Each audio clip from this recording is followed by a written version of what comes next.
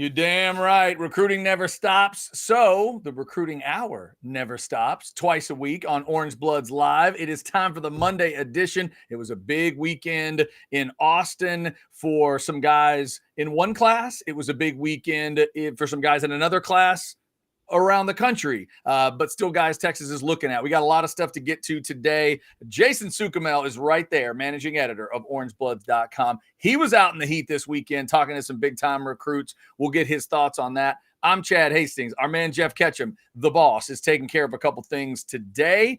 He will be possibly on the next recruiting show, or it'll be the two of us again. You just never know. A lot of stuff going on at the Ketchum house today, as always. Jason, I hope you're doing well. Are you recovered from your trip out into the heat, and are you hydrated up for the week? Yes, I am, actually. I had a good I did some work yesterday, but kind of a lazy Sunday for me, Chad, so it was nice. Dude, I was down on campus from about 10 o'clock to about 5:30 on Saturday, and like hardly any shade out there in some areas. We're standing outside of Moncrief with no shade, but yeah, it was good. It's very productive. I was talking to you off air here that lots of dudes coming through, man, and we're just grabbing and go and interviewing. So got a lot of interviews, a lot of content for probably this week, maybe even spill into next week, some of it. But yeah, very productive. Those things are always crazy, like going to these camps or this elite camp. We didn't get to go to the camp, but I'm talking about like a Rivals camp or an Under Armour camp. They'll wear you out, dude, but you know what? You get so much content out of them. Then it's like, okay, you know what? Now I can kind of take a breath, take a break, catch my breath a little bit.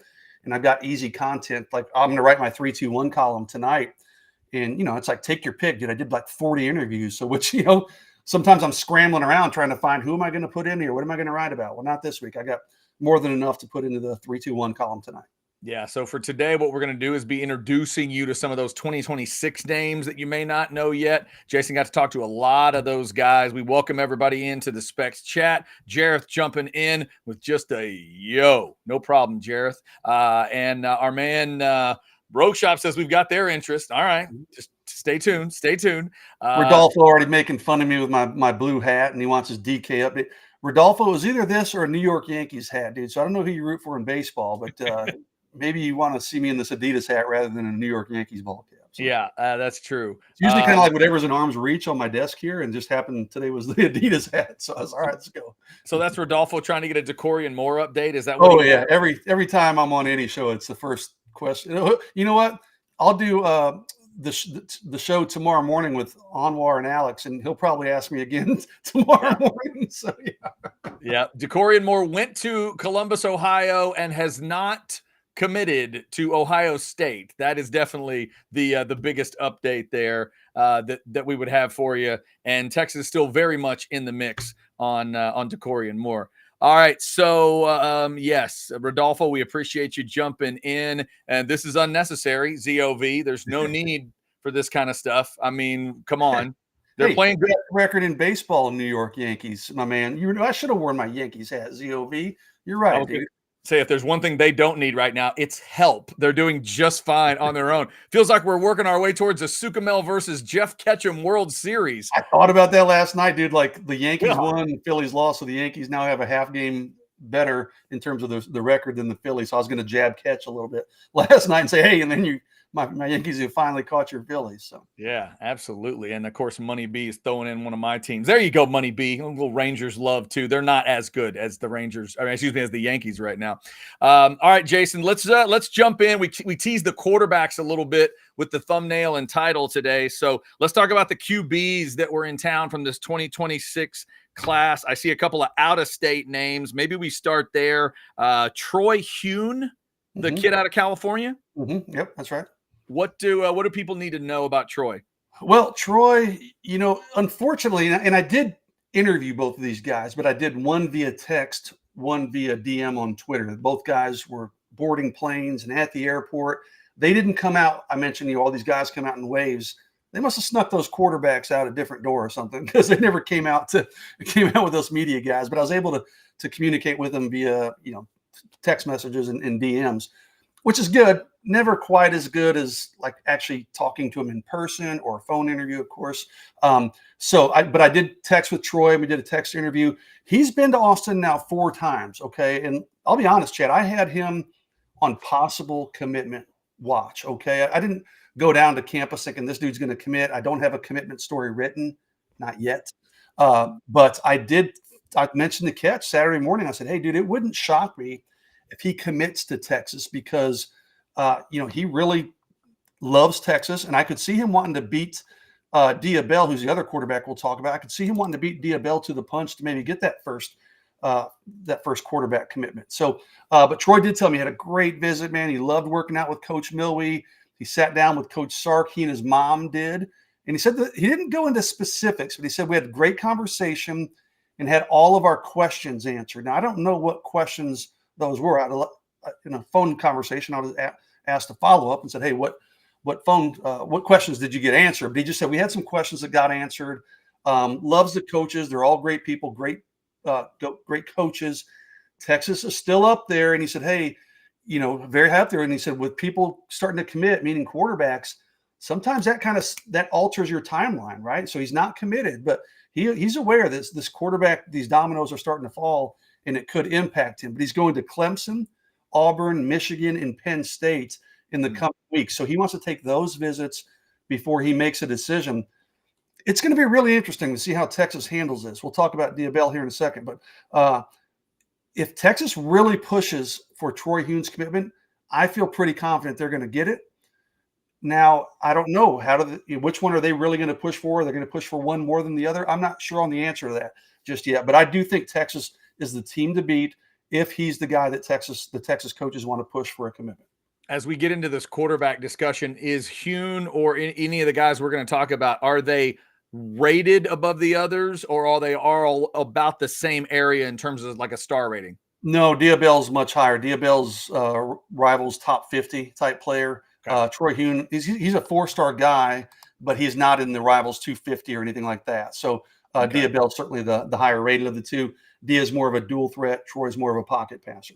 Gotcha. So I'm seeing Troy listed at 6'4". So pocket guy, big, tall, 6'4" quarterback. Yeah, and he's only played quarterback for a couple of years. He's still pretty new to the position, but Texas, they evaluated him. They had him on campus last summer. Obviously, again this weekend, they offered him pretty early. So and listen, man, anytime Sark and AJ Milwee identify a guy, that's all I need to hear, right? I mean, they know more in their little pinky than I know my entire body about throwing a football. So they identified Troy Hune as a guy they really liked early. They offered him early on.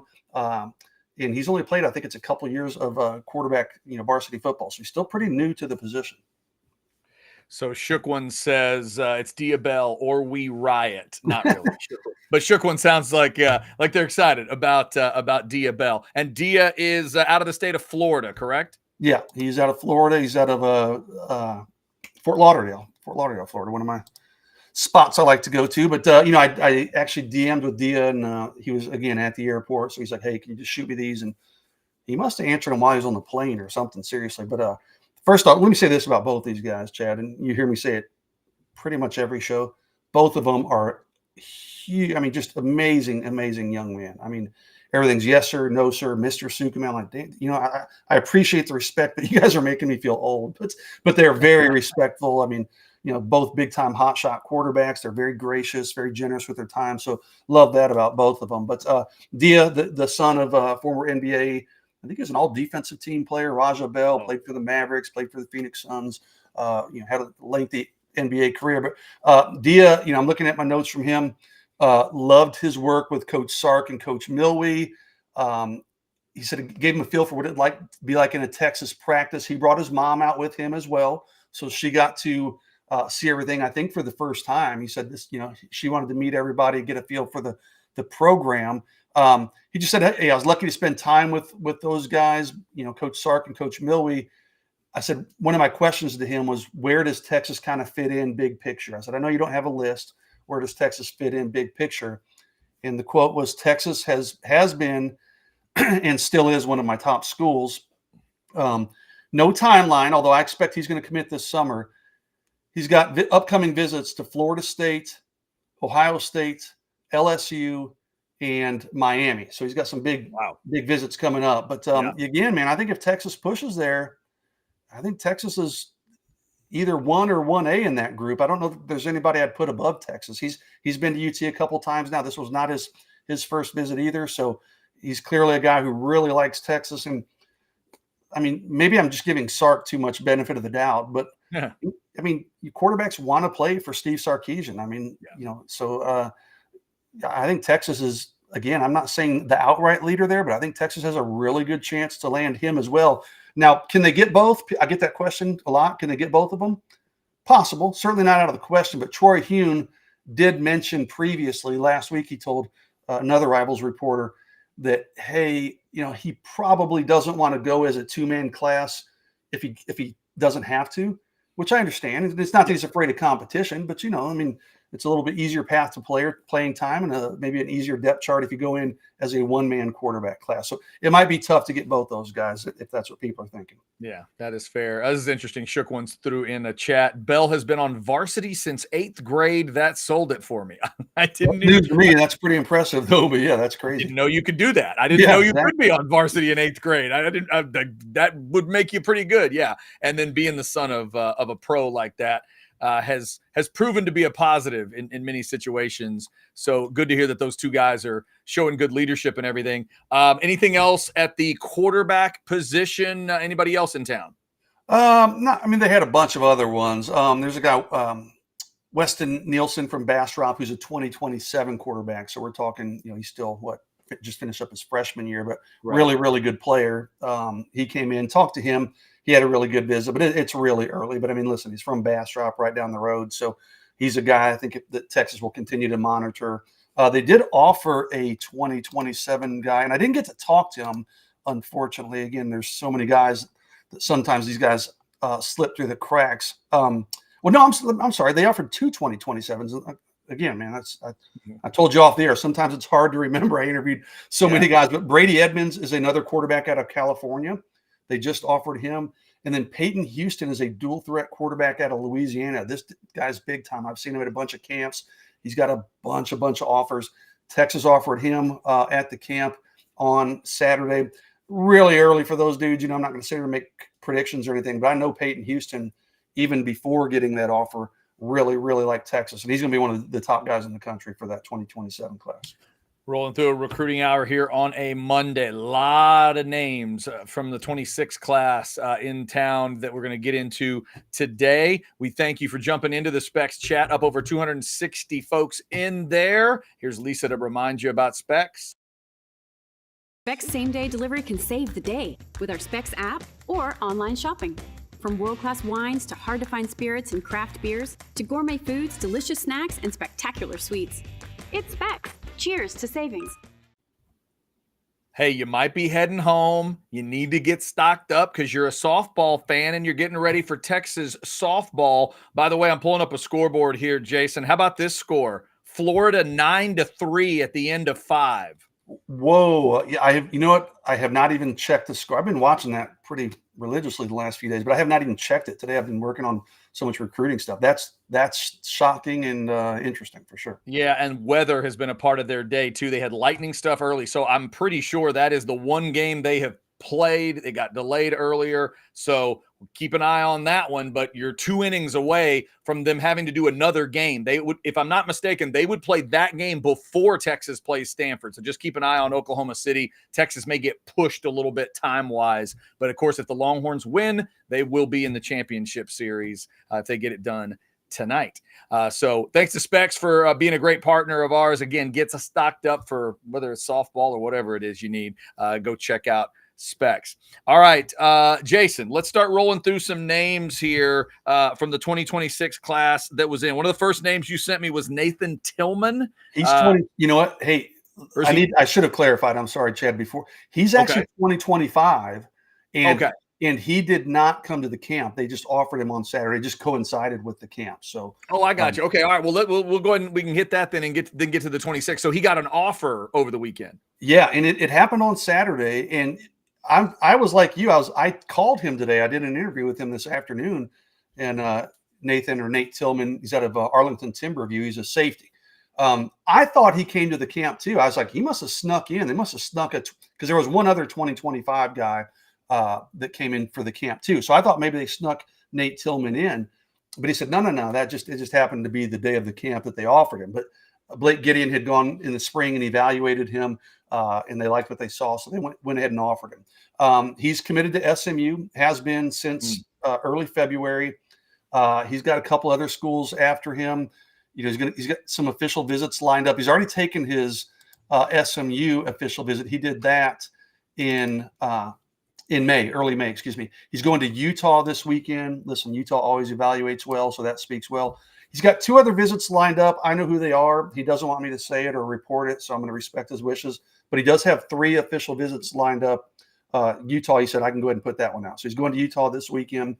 Now, the deal with Texas, they want to get him in for an official visit. He's like, hey, if I'm going to do that, I'm going to have to cancel either my visit on the 14th or the one I have on the 21st. So, but, he's interesting because, like, he really likes Texas, and he's like, man, I just feel like I need to give Texas a look. When a school like Texas comes by, you can't just let them pass by, right? So, is he going to flip his commitment from SMU?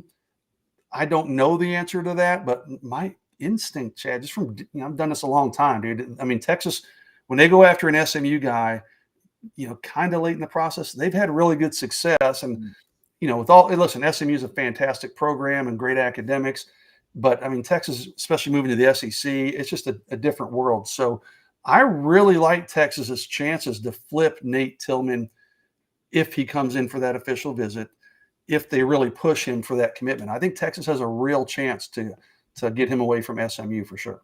Interesting. By the way, also thanks to Deborah, one of our fans who throws it in. They've changed the softball schedule, Chad. If OU loses, they play tomorrow. Texas plays tonight, and if they lose, they play tomorrow. Thank you, Deborah. So they are utilizing that day in between now. That makes sense. That seems smart, though. Yeah, and boy, could that's extra big now for Texas. If they can get the win tonight, let's say OU did go on to lose. They're down 6 runs right now. Then OU would have to play that extra day. If Texas wins tonight, they get to skip tomorrow and go all the way to Wednesday to start the championship series. So the championship series starts on Wednesday? Wednesday, Thursday, Friday is championship. So that's huge, dude. If Oklahoma has to play tomorrow and Texas doesn't, you get a day of rest some arms. Wow, okay. Man, that would be big stuff. So thank you, Deborah, for that update.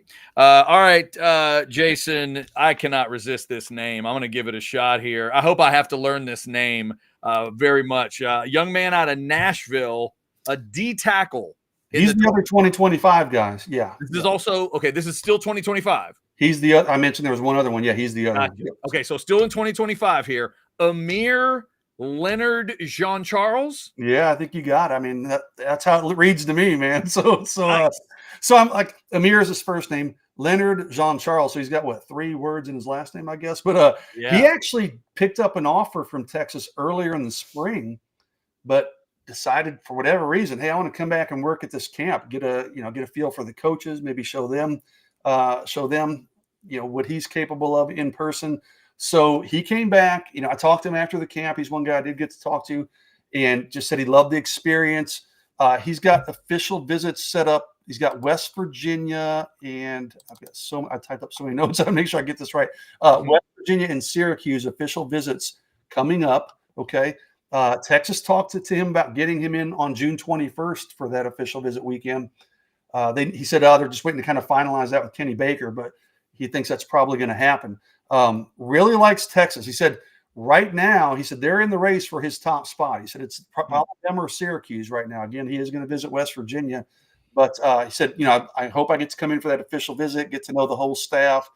Just love the relationship with the coaches, how they worked with the players.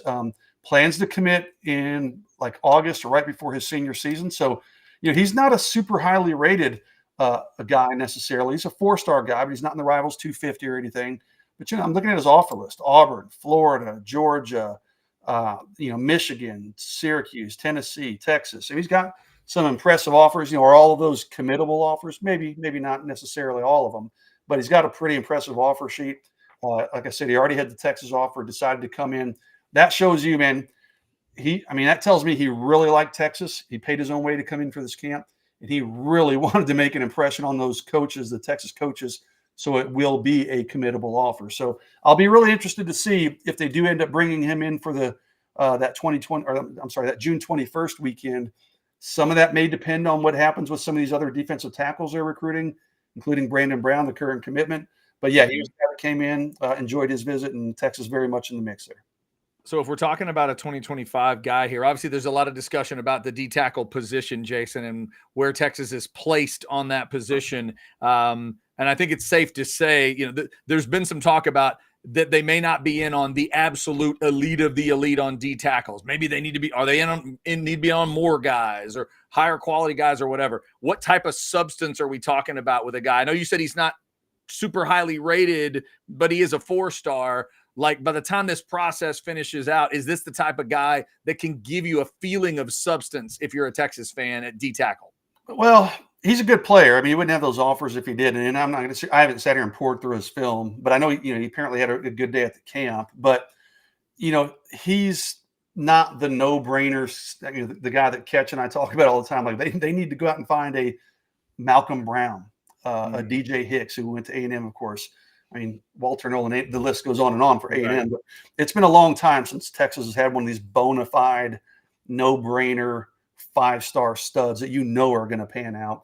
I wouldn't put Amir in that category. He's a talented player. Listen, he may wind up being an all-conference first-round pick or something crazy, but he's not what I would consider just one of those no-brainer takes. To me, that's still what Texas is lacking. They still need to somehow, some way, somewhere find one of those kinds of guys. Gotcha. Okay, before we move to the 2026 guys, let's go ahead and clean up a couple other 2025 notes because last week we were talking about visits over the weekend that were coming for last weekend, and there was a lot of interesting targets. Today on the 12 o'clock show, somebody jumped in the chat and said, "Oh, I'm hearing things about Brandon Brown. He took the visit to LSU." We warned him last week, Jason, that he was going to LSU and therefore would be hanging out with Bo Davis a little bit. Any Brandon Brown updates for the people? Yeah, not a huge. I don't know what they read or heard or whatever what's being reported, but not a huge shock. I mean, listen, you knew he's going to love that visit. He's been there before. He loved it the first time. Official visits or like an unofficial visit with a turbocharger or on steroids or whatever the phrase you want to use. I mean, they're always going to enjoy their official visits. All I can tell you is he's still committed to Texas. Technically, okay, right? He's still committed to Texas. He's still supposed to visit Texas for his official visit, and he's got a Tennessee official visit. If he takes those, I mean, the water's muddy enough as it is. It's hard to kind of figure this one out. But, I mean, I said it last week. LSU coming into that visit was the biggest threat to Texas. He told me that directly. So, Texas just has to keep chipping away there, keep him just say, hey, man, don't make any rash decisions. Just come take that official visit. Let us re-show you again why you fell in love with Texas in the first place. Unfortunately, a big part of the reason he fell in love with now at LSU. But I haven't talked to Brandon directly, but I know it's a good visit. I knew it would be. You just got to hope if you're a Texas fan that he just kind of stays the course until he takes that Texas official visit later this month. I was going to say, remind me, he's the 14th or he's the 21st? He's one of the two big ones? 14th. Let me double check that. But he is I'm almost positive he's on the early side. Oh, I've got so many tabs open here. Yeah. He's coming in the 14th. Yeah. So 14th. And the 14th has almost turned into as big of a weekend as the 21st. It seemed like the 21st was going to be the bigger of the two, but boy, there's a lot of big names coming on the 14th too. Yeah, definitely be paying attention middle of June. And as long as we're talking about it, make sure you get over to orangebloods.com for the very latest. Jason's got articles coming out all the time on this stuff, but specifically when we get to those, we're leading up to the 14th weekend, leading up to the 21st. There's going to be so much stuff right now. You can go check out all kinds of good stuff with orangebloods.com. If you want to go look at the thread from this weekend, from this camp, Jason has all the guys listed out for you, and you can go check it out that way. Jason, just to round out 25, what about Amari Winston? Ketch talked about him a little bit today on the 12 o'clock show. Tight end, visited the Texas tight end commit, but he visited Auburn this weekend, correct? Yeah, he did visit Auburn. A little bit surprising. He came in for like a 3-day visit for the spring game, for the UT spring game. He was here for like 3 days. Coming out of that visit, he's like, oh, I love it. Just locked in. Like South Florida was still talking to him. Well, Auburn's now kind of worked its way back in the picture. He takes that official visit last weekend. I tell you what, man, that's one I think we need to be watching really closely. And it's closer to home. they're telling him, hey, we're going to utilize the tight end. He's a really good player, but I don't know. He needs to be careful. If he thinks, if he favors Texas, he better not flirt with some of these other schools too much, because he's a guy that Texas might just eventually be like, you know what? Hey, we're going to just go a different direction. Good luck to you at Auburn. So it's going to be really interesting to see. He's supposed to come in on that weekend of the 21st, the big weekend of the 21st. It'll be interesting to see the conversations he has with Texas coming out of that Auburn visit. I think he's going to have to reassure Texas to some degree, hey, no, that's still where I want to be. And then Texas might be like, all right, dude, you need to quit playing footsie with these other schools, or, this relationship's off. So he did enjoy the Auburn visit. People in Auburn think that they've got a really good chance to flip him. I don't disagree with that. We'll see. I mean, if Texas does bring him in on that 21st weekend, that could tighten things up a little bit. But that's a couple weeks away. A lot can change between now and then. So. And you alluded to it. He's from that part. High school is that part of the world, right? He's Florida kid? Georgia kid. Yeah. He's a Georgia kid. Okay. Gotcha. So that, like you said, closer to home, the Auburn would be, that's interesting. All right. So we'll keep an eye on that in the 2025 class. I think that's all. Hey, one more 2025. No, this is so random. We're talking about defensive tackles. How about Zion Williams announcing he's going to announce his commitment on 4th of July? Nothing I love more than those, or Christmas morning announcements. Love that. So I have to sit around my computer. Like, who was it? There was a couple of years ago, some dude did it. It was Washington, this tight end who ended up committing to Texas. I knew it was going to be Texas. He goes, I'm committing on 4th of July. I said, you better do it before noon, dude. You better do it before noon. He didn't. He did it like 7 o'clock at night. So I had my story written and ready, but I was like, I'm not doing a video. I'm not interacting on the message boards. No. I'm barbecuing and drinking beer and watching fireworks. So I was like, come on, man. Don't announce your commitment on 4th of July. And if you do it early in the day for me, Zion. I think that'd be great if all the insiders covering Zion let him know, okay, the burgers hit the grill at noon. Dude. You let us know at 11:30 you got a shot. But it's kind of, these kids do it. I get it. It's a holiday, but like, dude, nobody's going to be like paying attention on 4th. That's like the worst day to do it, man. Do it like on a random Tuesday at lunchtime or something, Yeah, don't do it on a Friday night. Don't do it on a holiday. Yeah. It's like it becomes a media dump at that point. Yeah. And you're right, it's going to it's kind of like when you're trying to pick your wedding day. Sometimes if you pick a day that's already a big deal, people can't show up because it's a big deal to them too. Pick the day that's not big to anybody and make it big. And if you're, if you're a big enough deal, they'll show up. But hey, Zion's going to do what he needs to do, because, at some point, we always talk about it, Jason, at some point these players do lose some control. This is the bit of control that they get as stars. Well, at least he was kind enough to tip everybody off. It's even worse when I think dudes announce on Christmas morning out of the blue. And they didn't tell you. Yeah. Oh, they didn't tell anybody. Even the coaches were surprised. And I'm like, literally, this is years and years ago. It's happened a few times, but it's happened my kids were really young. I'm like, hey, sorry, kids. Like, we got to put a pause on opening Santa's presents so I can go work for an hour. So some days my wife loves my job, right? Wait, where's this present from? This present is a defensive end from Cedar Hill. Give me 1 second. 1 second. We got to go figure this out. Yeah. Oh, my God. All right. So congrats in advance to Zion for his 4th of July choice. You know what? Here's what I'm going to say to Zion Williams, Jason, as somebody who loves the show of all this. Zion, I don't just need a tweet with a firework emoji. If you're going to do it on the 4th of July, I need some actual fireworks in your announcement. There you I go. need a video. Yeah. I need a Roman candle, something. Give me something if you're going to go on the 4th of July. There it is. Just from me to you. From me to you. Come on, Zion. And he's out there in Lufkin, so there's a lot of trees. Be careful. Be very careful with the fireworks. You'll be dry as hell out there on the 4th of July. All right, it is the recruiting hour. We're rolling through some stuff from the camp over the weekend. Jason got over there, got to interview a lot of different guys, see a lot of different prospects. Jason, we ready to move towards the 2026 group? Sure. Yep, let's do it. Okay, so 2026 guys, kind of the new introduction maybe for a lot of you. I feel like that's what it is for me. I'm learning.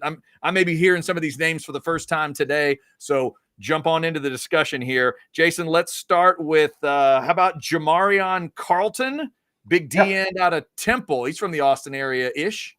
Yeah, ish. Yeah, big defensive end, edge player. Texas likes him as an edge rusher. Man, he's got a lot of offers. Okay.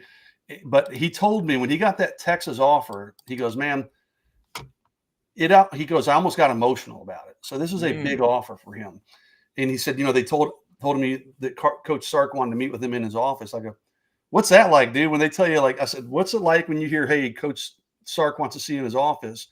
And then I go, what's it like when you hear the words, we're going to offer you a scholarship? He goes, man, that can be, I said, because that can be really good or really bad when you're going to Coach Sark's office. But he said, yeah, it was a little nerve wracking, but when he offered me, he goes, it was just an amazing experience.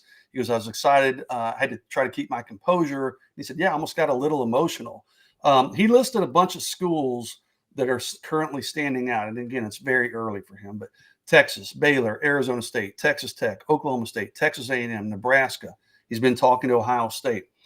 He said Texas is definitely in his top 5. And he said maybe higher, which I'm assuming means top 3, top 2, number 1. Nebraska visit coming up next week. Ohio State's mid-June. He really wants an Ohio State offer. Baylor end of July. So again, really early for a lot of these guys we'll talk about, but I mean, this is a guy that I think we'll be talking about quite a bit over the course of the next year or so. Very much Texas, very much in the picture there. Okay. And a great name too, Jamarion Carlton. Yeah, I'm definitely paying attention to that one. And here's this is a name, Jason, that sounds simple, but I like when the simple names sometimes show up. Chris Stewart, nice, easy name to say. A wide receiver out of Pearland, Shadow Creek, the relatively new school. I'm old enough now. Shadow Creek's, they're probably 10 years old now, but they feel new to me. A Shadow Creek guy. And I'll tell you, Jason, from the just superficial point of view, some guys have pictures to me. I haven't watched the video yet, but some guys have pictures that make them look like a badass. Like like the Fasusi picture where Fasusi's just staring you down. He looks like a badass. Chris Stewart's picture is impressive. I don't know what the video looks like, but whoever picked that picture for him for the recruiting services, he looks like he's ready to play. How good a receiver are we talking about? He's good. He's Rivals 250 guy. Like, let me look at his profile before he's got, look at his offer list. I'm not going to read all of them, but Alabama, Arkansas, Colorado, Florida, Michigan, Nebraska, Oklahoma, Tennessee, TCU, Texas, Texas A&M, Southern Cal. He's got a long list of offers. Really good player, had a really good camp from everything I've heard, and really, really likes Texas. I think some of these, Texas and Oklahoma and Texas A&M, some of the more regional local schools will be major factors there. He did say, he said, hey,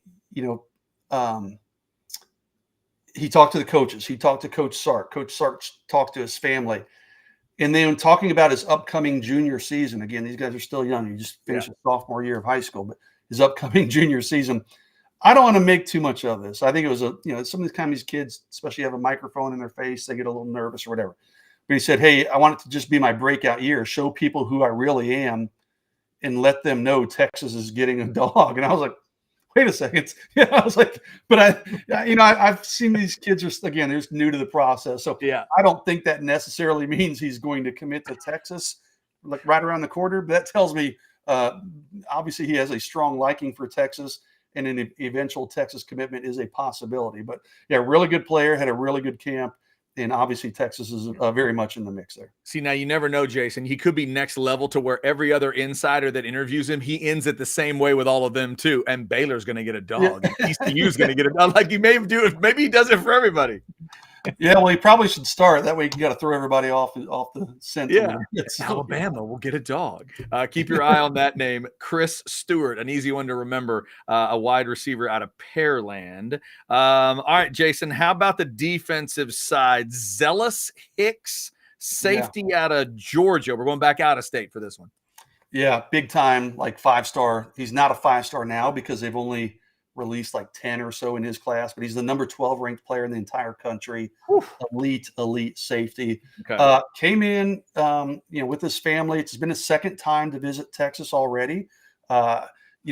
Just said he loved the camp, loved working with Coach Gideon. Said Gideon was really hands-on. Got to connect with Coach Sark. He said he likes what Coach Sark brings to the field as a coach and as a person. And Coach Sark told him, hey, I like what you bring to the field as a player and as a person. He said he has a top 12 he's going to release maybe as early this week. But he said, hey, Texas is probably in his top 5.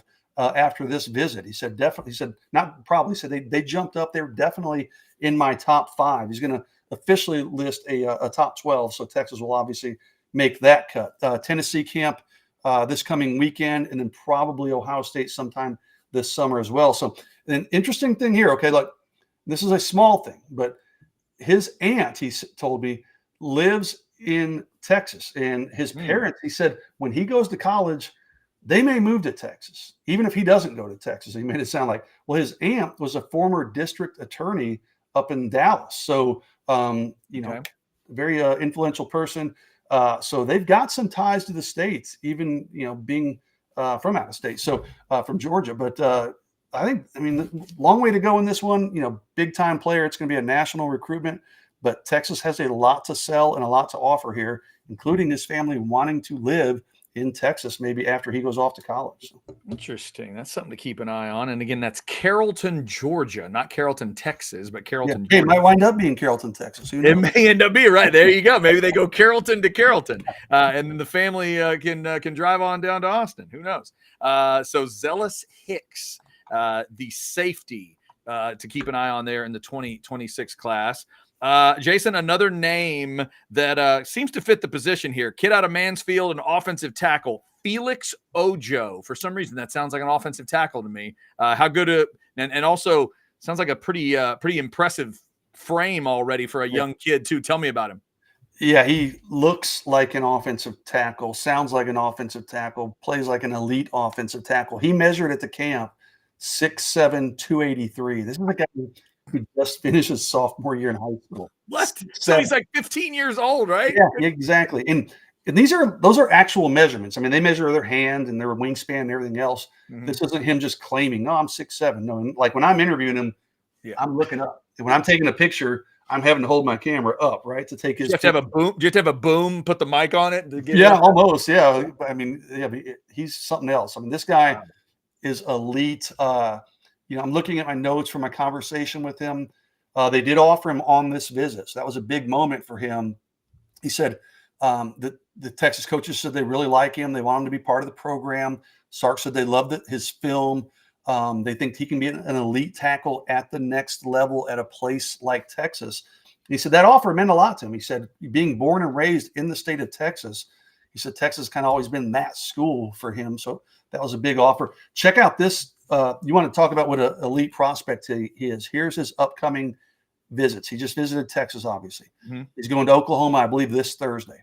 From Oklahoma, he goes to Tennessee. From Tennessee, he goes to Alabama. From Alabama, he goes to Georgia. From Georgia to Ohio State, from Ohio State to Florida State. Those are all like in the next couple of weeks, dude. So, I mean, he's got offers from just about all of them. So, he's a big time player. I mean, you can see, Coach Flood and his big humans, he fits that bill. But he's also, I mean, he's pretty lean. I mean, at 6'7", 280, 283. It's not like he's got sloppy weight and stuff. I mean, he'll be able to carry 320, 330, and he moves really well. Really intelligent kid. I mean, he's just a total package. But yeah, I mean, you didn't have a list necessarily, but said Texas sits pretty high on him. They've kind of been a dream school of his, he said. The recent success Texas has had, including in the NFL draft, he mentioned. So lots to sell for Texas, but clearly this is going to be a national recruitment, and this will be one that takes a while to settle out. Jason, when we finish up, we'll finish up with a couple more 2026 thoughts. I wanted to break it up here with a couple of chats because our guy Buck Wild Longhorn, one of our truck drivers, be safe out there, Buck Wild, says, am I the only one who thinks offering 27 class this early is a little crazy? My unborn child will be in school before these guys factor in. Serious question. What is the benefit of offering so early? Give us a thought on, in this day and age of recruiting, what is the general thinking about, okay, we're going to put an offer we're going to put an offer out there for somebody who is, about to be a sophomore in high school? Yeah. It's a good question, Buck Wild. And recruiting, there's a few things. Recruiting, the timelines just move up. Okay. I mean, you got early recruiting now and early signing period. They're moving that up. Everything gets moved up. Earlier official visits. Honestly, the evaluations now are so much earlier and so much more thorough. These coaches, they get to see these guys at elite camps. I mean, starting when they're in middle school. obviously, freshmen, sophomores in high school. There is a little bit of risk. I mean, some of these guys we're talking about are no-brainers, right? Felix Ojo being one of them. Some of these other guys that they offer, okay, we'll see how they develop. Not all of these offers, to be clear, and maybe the Texas coaches would push back on this with me a little bit, but I'm going to say this is how I feel. They're probably not all committable offers. If some of these 2027 guys and even 2026 tried to call up Sark tomorrow and say, or their position coach say, I want to commit today, they might be like, hey, let's slow it down. We love you. Let's keep building that relationship, because you want to see how some of these guys develop and things. But, some of these no-brainer guys that are, bona fide national top 100s, top 50, probably maybe even some of them 5-star types, those guys can pick up the phone and commit. But some of these are just like, we're going to throw our name into the hat because everybody else is doing it too. We don't want to be caught, falling behind everybody else and have to make up ground. Let's go ahead and offer this guy. We think he's going to be a really good player. Then we'll just stay in contact with him for a year and a half, 2 years, and then, see how they develop, see how the relationship develops, and then see where things go from there. Yeah, I would think the bottom line, if you're Texas, or I guess it's really true for everybody, but maybe the big names too, you don't want to get accused in the late going. If the kid turns into a stud, you don't want to get accused about, well, I got to go talk to Florida State or Clemson because they were in on me early. You want to, like you said, make sure you're in that group as well, so it doesn't look like somehow you didn't know. People still talk about the guys that Mac Brown didn't offer. You kidding me? Right. Yeah, exactly. One other quick one here from Buck Wild Longhorn, just a general one, Jason, on your feeling on the 25 class. Jason, are we going to sneak out a number one recruiting class this year? Number one's going to be tough. It's not out of the question. I mean, listen, if they get some of these 5-stars, it's possible, but I would probably go with no. I just think that's a little ambitious for me, Buck Wild, but I think it'll be another top 5, top 3 type of class for sure.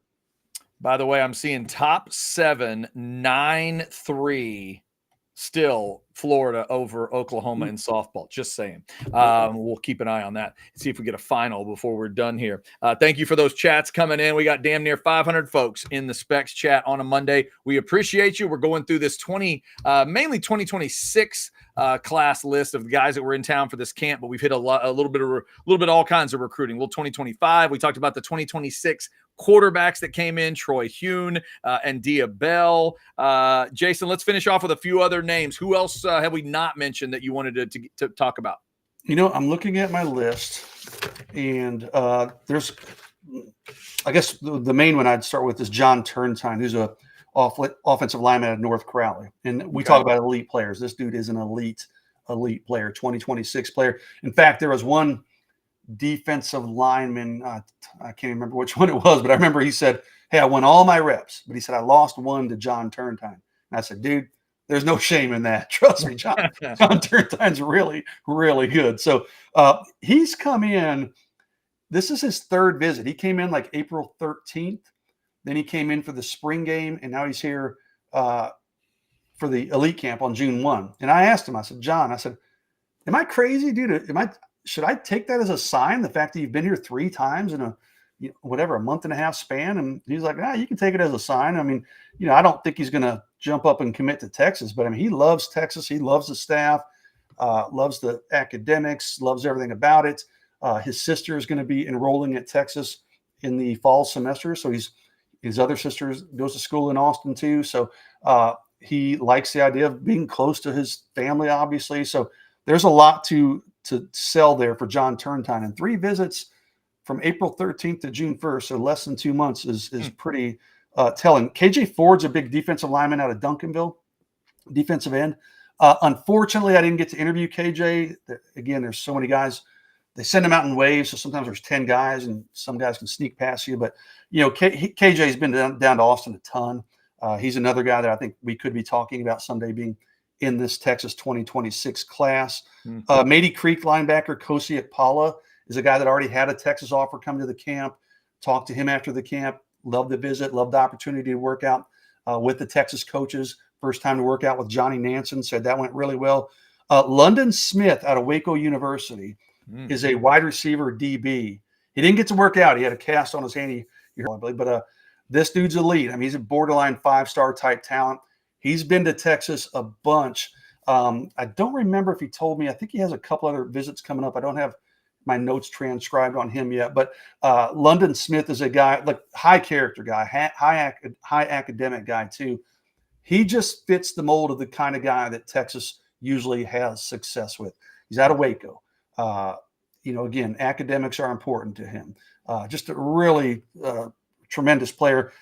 Said Texas is truly recruiting him as an athlete. They were talking to him at defensive back. Now they're saying, hey, either or, defensive back or receiver, we'll figure it out. He genuinely swears. He goes, I don't have a preference. Just get me on the field. But London Smith was a fantastic player. Couple of good running backs I'll touch on, Chad. Tredarian Ball and KJ Edwards. Tredarian Ball out of Texas High in Texarkana. KJ Edwards out of Carthage. Now, listen, if Texas wants to tell KJ Edwards tomorrow, KJ, we either need you to commit or we're going to move on. I think he'd probably commit. I think that dude likes Texas that much. Tredarian Ball likes Texas a lot too. So, two really good running backs. You could see either or both of those in this class, depending on how some dominoes fall at the running back position.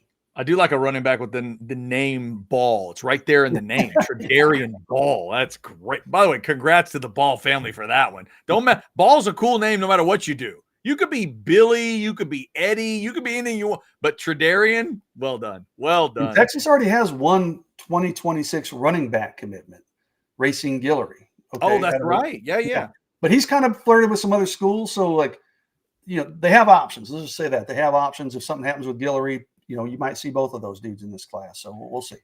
All right, Deborah. 9 OU3, someone said. Yeah, there you go. I was going to say, Deborah's giving us the update. It has happened. Deborah, thank you. Alan, thank you for that update as well. Florida 9-3. It's a final. So now Texas has a big opportunity. Again, because of the rain and lightning, they're going to push the true elimination game to tomorrow. So Oklahoma won't have to play Florida again until tomorrow. But now, if Texas can beat Stanford tonight, they skip over to Wednesday and head to the championship series and get all the rest that they could get. So it is huge. We'll see if Texas can get by Stanford tonight. That game is scheduled for about an hour from now, 6:00 in Oklahoma City. So there you have it. You never know.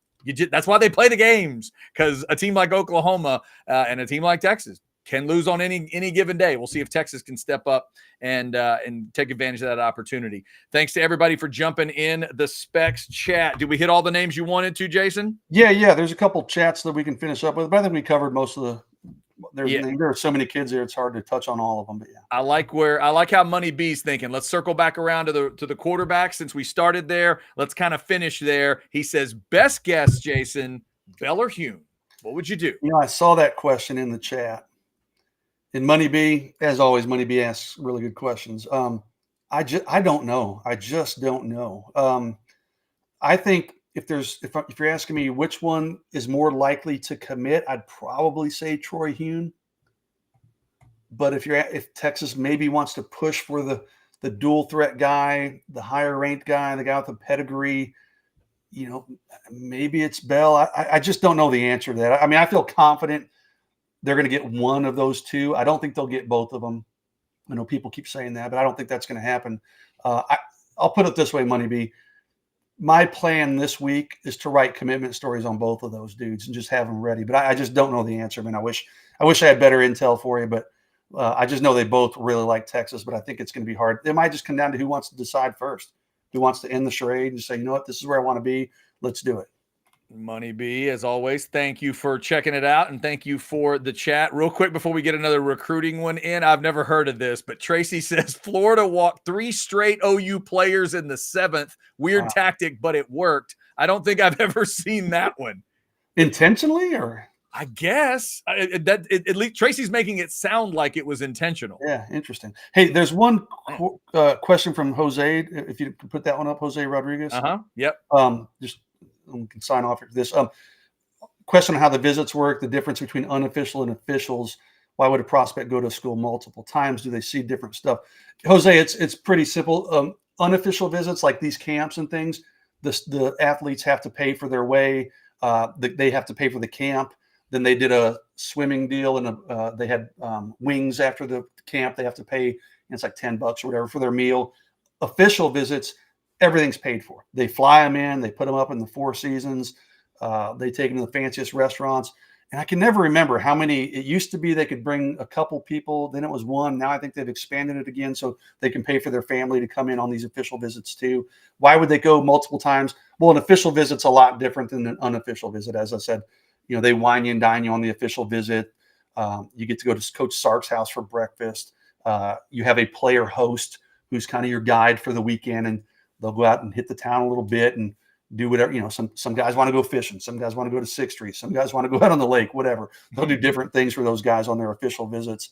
But yeah, they do see different things, be it a camp visit or just a junior day. Junior day might be, hey, we're going to showcase our facilities, we're going to showcase our academic programs.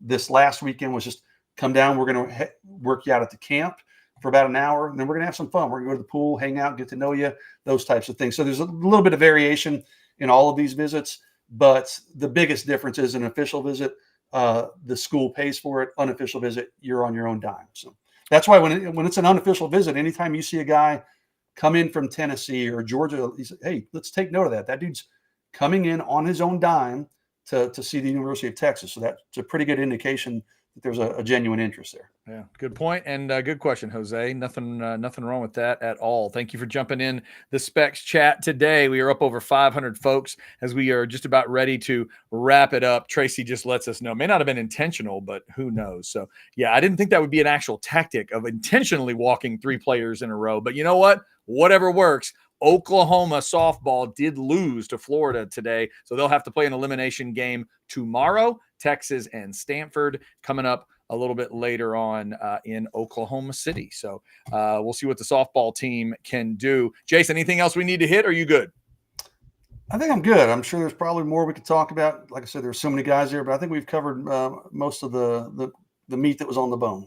In terms of what you got this week on orangebloods.com, we got a 3-2-1 this week. You got a Q&A this week. Where are we going? 3-2-1 will be posted either tonight or tomorrow morning. We'll see how ambitious. I may just write it while I'm watching the softball game, honestly. So probably tonight. I'll have other recruiting updates coming out of the camp. We'll have, of course, the War Room on Thursday. Then we've got Texas's first weekend of official visitors this weekend. So I will be trying not to harass those guys too much, but we'll have coverage of official visitors this weekend. So, boy, it's just ripping and roaring in June. I mean, every single weekend is going to be busy and jam-packed. No doubt. Recruiting never stops. Remember, Jason, you're covering. You're not bothering. You're covering. Yeah, covering. Well, some kids would tell you differently, but yeah. Yeah, right. That's what you tell yourself. That's not what they tell their parents, and their parents tell them. All right, check out orangebloods.com. I'll leave the QR code up there as we round it out, but go check it out for all the great information. We are now 4 weeks exactly as we sit here and record on a Monday. It's 4 weeks till Texas becomes an SEC team officially, and we're under 90 days till kickoff of Texas and Colorado State. It's a perfect time to jump on board with orangebloods.com. Also, thank you for liking, subscribing, and getting your notifications to Orange Bloods Live. All of that is free, and we thank you for getting us up over 19,100 subscribers. On our way to 8 million, but you can't get there until you get to 19,200. That's the next step. Tell all your friends about Orange Bloods Live. We appreciate you. On Wednesday at 4, we will get you the next recruiting hour. Until then, that's Jason Sukamel. I'm Chad Hastings, and this is Orange Bloods Live. Take care of yourself.